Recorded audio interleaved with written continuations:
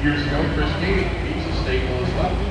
Now, if I remember right, I think he had the option last year and sat over in his corner the first several tractors watching. You trying to get there, didn't you? And then a little bit later, the sort of double tap, and they started going by, and he ended up around that 8th spot.